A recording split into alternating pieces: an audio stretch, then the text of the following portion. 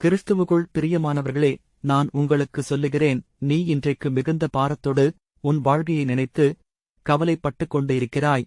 கலங்காதே, நான் அபிரகாமை ஆசீர்வதித்ததை போல உன்னையும் ஆசீர்வதிப்பேன், உன்னை பெருகவே பெருக பண்ணுவேன். நீங்கள் திடமானதாயிருந்து காரியங்களை நடத்துங்கள்.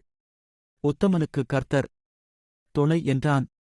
நெடுங்காலம் காத்திருப்பது இதயத்தை மிருதுவாக்கும், ஆனால் விரும்பியது வரும்போது ஜீவ விருட்சம் போல் இருக்கும். நீ பயப்படாமல் பேசு, மௌனமாயிராதே. நான் உன்னுடனே கூட இருக்கிறேன். உனக்கு தீங்கு செய்யும்படி ஒருவனும் உன்மேல் கை போடுவதில்லை.